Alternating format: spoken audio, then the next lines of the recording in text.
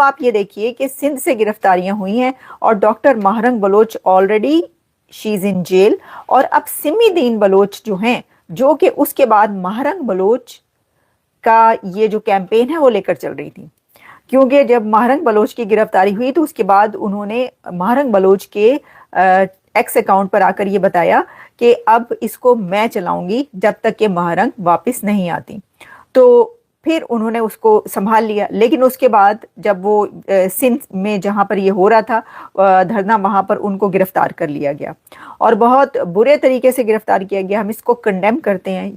ये कोई रास्ता है ही नहीं आपका इस इशू को हल करने का। तो ये मतलब आप ऐसा कुछ कुछ भी नहीं इससे हासिल कर पाएंगे। मैं आपको इसकी थोड़ी सी डिटेल बताऊं। कराची में बलोच यकजहती कमेटी का एहतजाज, सिमी दीन समेत 15 अफराद को जो है वो हिरासत में लिया गया। अब इसमें जैनब मार्केट के बाहर ये वो कर रहे थे प्रोटेस्ट, उसमें सिमी दीन बलोच उसको जब महरंग बलोच नहीं होती तो उनको लीड करती हैं वो। फिर डिमांड्स ये थी उनकी कि महरंग बलोच सब समेत जितने भी लोग हैं उन सबको रिहा किया जाए, लेकिन पुलिस ने उनके ऊपर तशद्दुद किया और 18 लोगों को हिरासत में ले लिया और फिर उसके बाद सिमी को भी गिरफ्तार कर लिया गया। तो बलूचिस्तान से देखिए, बलूचिस्तान में एक बहुत बड़ी और भी गिरफ्तारी हो चुकी है। एक और को अरेस्ट कर लिया गया है और वो है सिमी दीन बलोच। सिमी जो हैं वो, उनको कहा जाता है कि वो महरंग बलोच की बहन है। सिमी महरंग बलोच की बहन है, उनको भी अरेस्ट कर लिया गया है और ये गिरफ्तारियां हुई हैं सिंध से।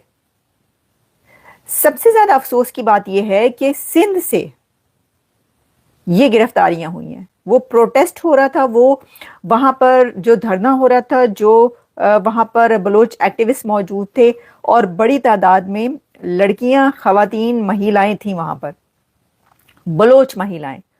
उनके ऊपर तशद्दुद किया गया और जैसे उनको घसीट घसीट के ले जाया गया है वहां से, पुलिस ने, सिंध पुलिस ने जो किया है उसकी वीडियोस दूर दूर तक जा रही हैं, उसकी फुटेजेस दूर दूर तक जा रही हैं।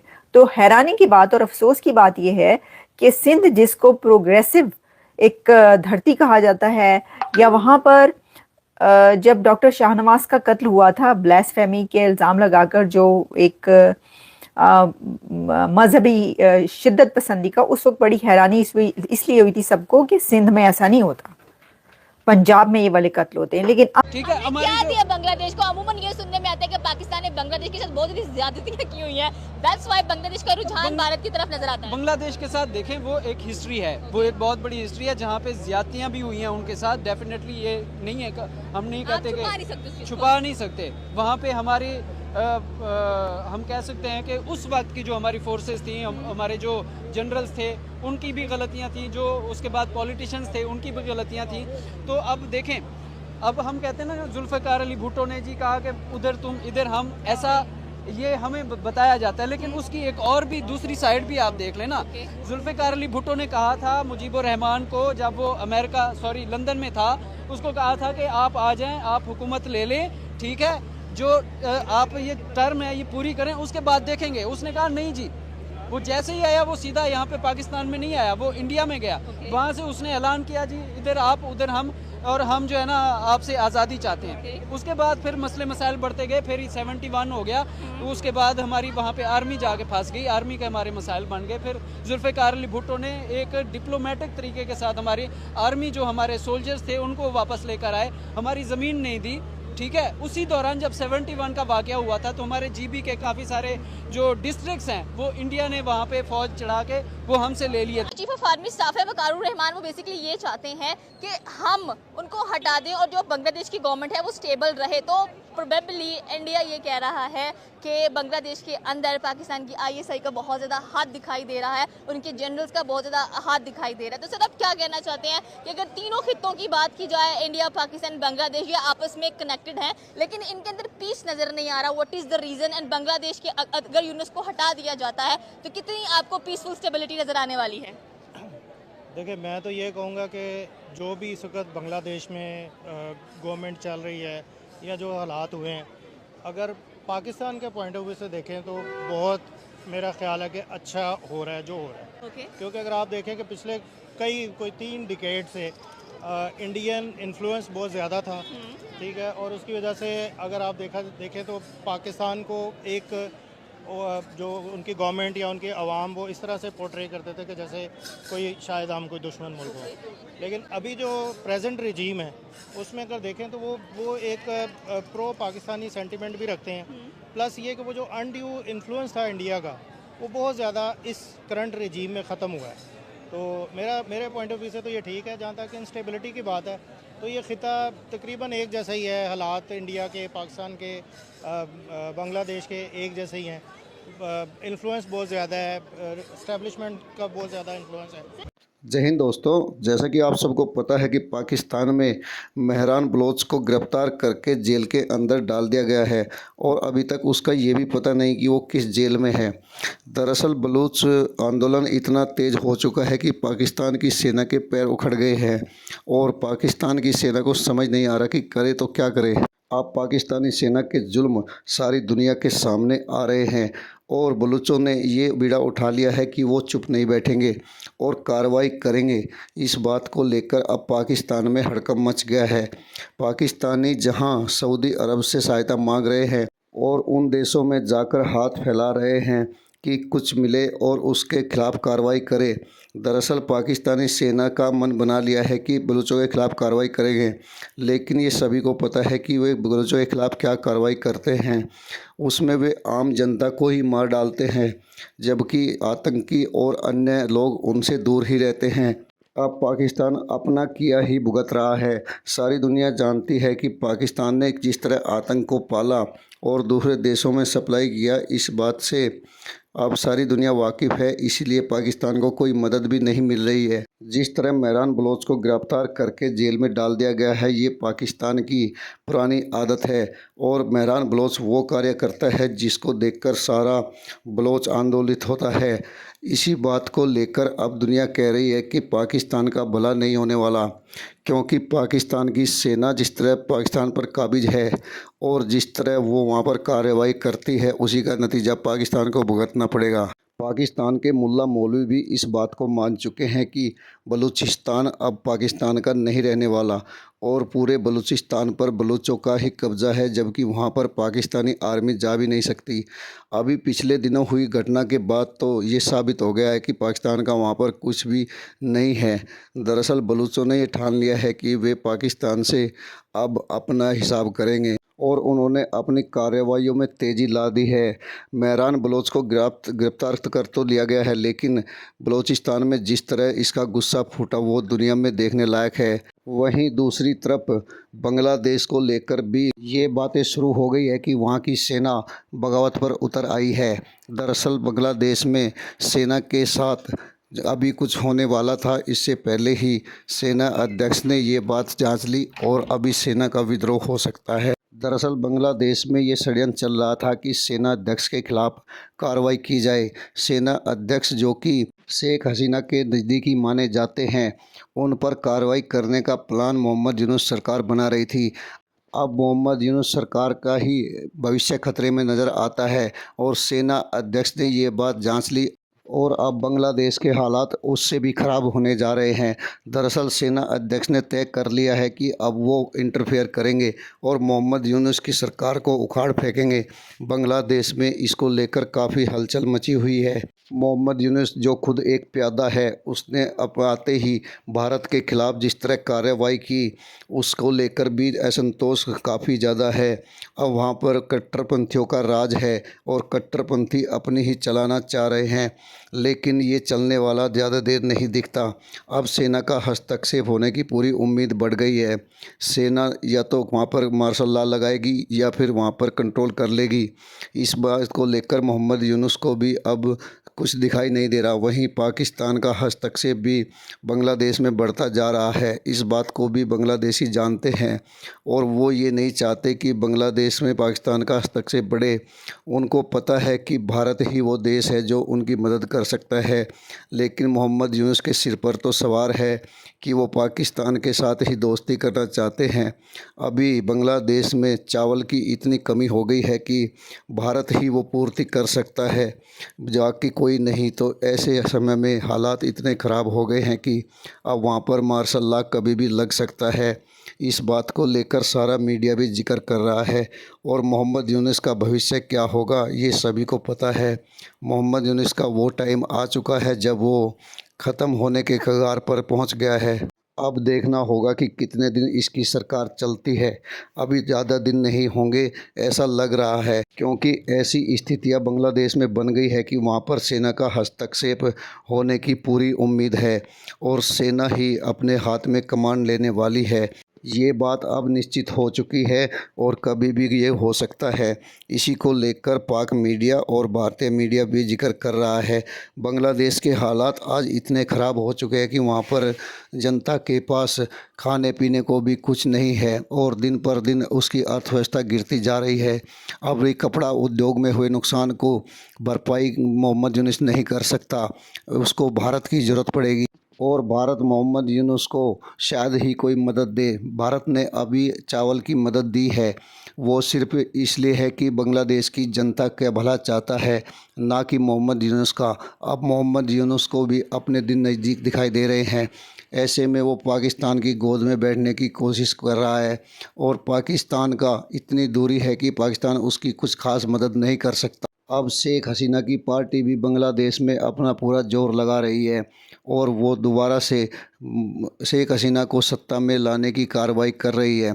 ऐसे समय में मोहम्मद यूनुस के गले की हड्डी बन गई है। दरअसल मोहम्मद यूनुस ने बांग्लादेश की सत्ता जिस तरह हासिल की वो सारी दुनिया को पता है। जिसने एक सरकार को उखाड़कर अपनी सरकार बनाई ये भी सभी को पता है। इसी का नतीजा मोहम्मद यूनुस को भुगतना पड़ रहा है। आगे आप वीडियो में सुने देखें और वीडियो को लाइक व शेयर करना ना भूलें। धन्यवाद। बाद उन्होंने तख्ता पलट तो कर दिया, लेकिन मसला यह है कि उनके पास क्या वो पॉलिटिकल थॉट्स थी, वो क्या मुल्क को स्टेबल करने। उन्होंने शेख हसीना वाजिद से जान छुड़वा के मुल्क को तो दोबारा अंधेरों में डाल दिया। अब ये कह लें कि इलेक्ट्रिसिटी क्राइसिस वहाँ पे पैदा हो गया, उसके बाद आप ये कह लें टेक्सटाइल क्राइसिस वहाँ पे शुरू हो गया। जॉब अपॉर्चुनिटी, कितने लोग हैं जिन्होंने नौकरियों से हाथ धोया। भूख मरी का आलम वहाँ पे ये है कि लोगों को आप ये कह लें कि वहाँ पे 3 टाइम का खाना लोगों को मिलने को, महंगाई हद से ज्यादा बढ़ चुकी हुई है। इन्फ्लेशन रेट आप ये देखें वहाँ पे मैंने अभी सुन रहा था 38% इन्फ्लेशन रेट आ गया। और शेख हसीना वाजिद के दौर में जो इन्फ्लेशन रेट था वो 5 to 7% तक था। उसकी रीजन क्या थी कि उनको सपोर्ट कर रही थी इंडियन आप ये कह लें कि डोमिनेट गवर्नमेंट थी। इंडिया वहाँ पे इलेक्ट्रिसिटी करवा, आप ये कह लें बांग्लादेश में 70% इलेक्ट्रिसिटी इंडिया प्रोवाइड कर रहा है। टेक्सटाइल की मेजर 70% इन्वेस्टमेंट जो है वो इंडिया की है। उसमें जॉब अब आप ये कह लें कि आपका ट्रीटमेंट जो है बांग्लादेश वो इंडिया में करवाना जाता था। आप ये देखिए पिछले 7 महीनों में बांग्लादेश में कितनी फैक्ट्रियां बंद हो चुकी हैं। लोगों को जो है वो कई महीनों से तनख्वाहें नहीं मिली। लाखों लोग बेरोजगार होकर सड़कों पर निकल आए हैं, प्रोटेस्ट कर रहे हैं। कोलकाता में आप लोग देख लेना, जो उनका कैपिटल सिटी है, राजधानी है, वहाँ पे अगर आप लोग देखें वहाँ पे 70% आप ये कह लें कि वर्क फोर्स जो थी वो घरों को चली गई है। ये एक मोहतात अंदाजे के मुताबिक जहाँ पे कैपिटल सिटी में 70%, जहाँ पे वहाँ पे उस वक्त एम्प्लॉयमेंट रेशियो शेख हसीना वाजिद के दौर में 91% था। 91% आप ये कह लें कि मोर देन 70% लोग घरों को चले गए जिनके पास रोजगार हो। ये दंगे फसा। आर्मी चीफ है ना, आर्मी चीफ को आपने खबरों में भी सुना होगा कि आर्मी चीफ क्लोज रिलेशन में है शेख हसीना वाजिद के। अब इन्होंने जो पहला तख्ता पलट किया था, इन्होंने शेख हसीना वाजिद को दौड़ाने में, क्योंकि वो जो आप ये कह लें इनकलाबी लोग थे वो तो शेख हसीना वाजिद को डिटेन करना चाहते थे बांग्लादेश में, लेकिन उन्होंने उसको हेल्प की, उनको वहां से निकलवा के इंडिया में भेजा। अब दूसरी बात, उस वक्त से लेके अब अगस्त में, ये मैंने आपके साथ अक्सर बात करते हुए मैंने कहा था कि ये जो इनकलाब, ये जो खूनी इनकलाब बांग्लादेश में आ रहे हैं ये कामयाब नहीं होगा। उसकी रीजन ये है कि इसमें कोई पॉलिटिकल थॉट्स नहीं है, सियासी दिमाग इसमें है ही नहीं, कोई सियासी रहनुमा इसको लीड ही नहीं कर रहा था। सिर्फ और सिर्फ स्टूडेंट या आप ये कह लें कि वो जो ओबाश, दूसरे अपोजिशन की कोई सियासी जमात भी नहीं थी। देखे ना उसकी क्या नाम है, जो ज़ियाउर रहमान की बेगम थी, उसकी भी कोई उनको पॉलिटिकल सपोर्ट नहीं थी। वो इसी मामलात को देखते हुए वोट के अमेरिका चली गई हैं। उन्हें पता था कि ये सस्टेन नहीं कर सकते। अब हुआ क्या है कि इसके पीछे मुहर्रिकात ये हैं कि ये मामला ये चल रहा है कि ओवरऑल इकोनॉमिकली आप लोग देखें तो कंट्री अभी स्टेबल नहीं हो रहा। उसकी रीज़न ये है कि ये इनके पास कोई एडमिनिस्ट्रेशन भी नहीं है, ये कोई अच्छे एडमिनिस्ट्रेटर भी नहीं है। जो इन्होंने आप ये कह लें कि वो नहीद सलीम जो हैं, जो इनके आप ये कह लें जिन्होंने अभी बांग्लादेश सिटीजन पार्टी बनाई थी, नई पॉलिटिकल पार्टी भी बनाई, उस नई पॉलिटिकल पार्टी दोबारा बात वहाँ पे चली गई। जब वो पार्टी बनी तो मेरे ध्यान में एक आइडिया आया कि हो सकता है कि बांग्लादेश दोबारा इलेक्शन की तरफ चला जाए। अगर इलेक्शन में चला जाता है तो फिर किसी हद तक आप लोग ये कह सकते हैं कि उसके हालात, क्योंकि अल्टीमेटली जहाँ पे आप लोगों की पिछली 20 साल से वहाँ पे डेमोक्रेटिक सेटअप चल रहा था, जैसा भी था, democracy first form of democracy is better than the best form of dictatorship. उसमें अब ये था कि डिक्टेटर, जाहिर बात है अभी भी चल वहाँ पे डिक्टेटरशिप ही रही है, जहाँ पे नॉन इलेक्टेड बंदे आके बैठे हुए हैं। ये जो रेवोल्यूशन होता है खूनी इनकलाब, ये खूनी इनकलाब तो एक आ गया, 1200 बंदा जो है उसका वहाँ पे शहादत के। आपने सुना और देखा किस तरह पाकिस्तान के अंदर बलूचिस्तान में खूब हंगामा मचा हुआ है, और अब बलोची इस बात को मानने के लिए बिल्कुल भी तैयार नहीं दिखते कि वे पाकिस्तान के साथ रहेंगे। मेहरान बलोच को गिरफ्तार करने के बाद इसमें नई जान आ गई, और अब पूरा बलोच इस बात को मान रहा है कि पाकिस्तान उसके साथ अच्छा नहीं करने वाला, और बलूचिस्तान में आग दिन पर दिन और भड़कती हुई जा रही है। दरअसल पाकिस्तान को यहाँ पर ध्यान देना चाहिए कि वो बलोचों के अधिकार दे और उनके साथ सही से पेश आए, लेकिन पाकिस्तानी सेना ऐसा नहीं करने वाली, और उसने ऑपरेशन लॉन्च करने के नाम पर अब बलोचों के साथ अन्याय करने की ठान ली है। दरअसल ये सारी दुनिया जानती है कि बलोचों का आंदोलन ऐसे नहीं चला, तभी चला है जब उनको कोई अधिकार नहीं दिया गया, किसी तरह का मानवीय अधिकार उनको नहीं है। उनके बच्चे गायब हो रहे हैं, उनके लोग मारे जा रहे हैं, और कई हज़ार बच्चे और लोग वहाँ पे गायब हो चुके हैं। इसीलिए बलोचों में गुस्सा पाकिस्तान के ख़िलाफ़ ज़बरदस्त दिखता है, लेकिन पाकिस्तानी सेना जैसा करती है कि बहुत अत्याचार से दबा देती है, लेकिन अभी दबाना मुश्किल दिखता है, क्योंकि बलोचों ने तय कर लिया है कि वे पाकिस्तान के साथ नहीं रहेंगे, और कुछ भी हो जाए लेकिन इस बार वो झुकेंगे नहीं। इसी तरह मेहरान बलोच को गिरफ्तार करने के बाद तो और भी ज़्यादा बलूचिस्तान में गुस्सा फूट पड़ा है। दरअसल पाकिस्तानी सेना को समझ नहीं आ रहा कि करे तो क्या करे, के नाम पर बलूचिस्तान में अपना काम करने जा रही है, लेकिन लगता नहीं इस बार कि वो बलोचों को दबा पाएगी। इस बात को वहाँ के नेता भी मानते हैं, मुल्ला मौलवी भी इस बात को कहते हैं कि बलूचिस्तान में पाकिस्तान नाम की कोई चीज़ नहीं है, और पूरे बलूचिस्तान पर बलोचों का कब्जा हो चुका है। इसी बात को लेकर अब पाकिस्तानी सेना को अपना भविष्य खतरे में दिख रहा है। अब पाकिस्तानी सेना वहाँ पर कार्रवाई करने जा रही है, लेकिन इसका तगड़ा विरोध होगा ये भी दिखता है। पाकिस्तान के मुल्ला मौलवी भी कह चुके हैं कि पाकिस्तान की वहाँ कोई उपस्थिति नहीं है, जबकि बलोचों ने अपना काम कर दिया है और बलोच पूरे तरीके से डटे हुए हैं। दूसरी तरफ मोहम्मद यूनुस के ख़िलाफ़ भी कार्रवाई तकड़ी हो रही है, और वो चारों तरफ से घिर चुका है। दरअसल वो जिस तरह सत्ता में आया उस दिन से ही लग रहा था कि उसके ख़िलाफ़ कुछ होगा। बांग्लादेशी सरकार ने भी अब कुछ करने की ठान ली है, और उसमें मोहम्मद यूनुस ही पीसा जाएगा, ये भी कोई शक नहीं दिखता। अब देखना होगा कि मोहम्मद यूनुस भारत के ख़िलाफ़ जिस तरह जहर उगल रहा था, अब उसकी स्थिति क्या रहेगी। दरअसल बांग्लादेश में भुखमरी और इसके हालात बहुत ख़राब हो चुके हैं, और भारत की मदद के बिना वहाँ कुछ भी नहीं होने वाला। अब वो पाकिस्तान का पिट्ठू बनकर घूम रहा था, लेकिन पाकिस्तान तो खुद अपने ही जाल में फंसा हुआ है। ऐसे में मोहम्मद यूनुस की मदद कौन करेगा। थोड़े दिन के लिए उसको लाया ज़रूर गया, लेकिन ये सभी जानते हैं कि बांग्लादेश की सत्ता में उसका दखल कितना नुकसानदायक हुआ। सारी दुनिया जानती है कि भारत के बिना उसका काम चलना कितना मुश्किल है। चारों तरफ से बांग्लादेश भारत से घिरा हुआ है, और भारत का ही चारों तरफ बॉर्डर भी लगता है। ऐसे में भला कौन सरकार होगी जो अपने पड़ोसी देश को नाराज़ करेगी। लेकिन मोहम्मद यूनुस तो आया ही इसलिए था, लाया ही इसलिए गया था। जिन लोगों द्वारा लाया गया था वे सब भारत के ख़िलाफ़ ही उसको लेके आए थे। इसी बात को लेकर अब सारी दुनिया जान चुकी है, और मोहम्मद यूनुस का भविष्य भी खतरे में नज़र आ रहा है। आर्मी वहाँ पर कुछ न कुछ बड़ा करने जा रही है, ऐसा दिखता है, ऐसा वहाँ की बातों से नज़र भी आता है। अब आने वाला समय मोहम्मद यूनुस के लिए कैसा होगा ये तो समय ही बताएगा, लेकिन अभी लग रहा है कि उसके ख़िलाफ़ कुछ न कुछ बड़ा होने जा रहा है। वहीं शेख हसीना की पार्टी ने भी अपनी कार्रवाइयाँ तेज़ कर दी है, और देखना होगा कि उसको बांग्लादेश में कैसा समर्थन मिलता है। अब इसमें तो कोई शक नहीं कि उसको समर्थन है वहाँ पर, इसीलिए वो इतने दिन तक सरकार चलाती रही, और बांग्लादेशी भी जानते हैं कि उसकी सरकार में ही सब कुछ अच्छा हुआ।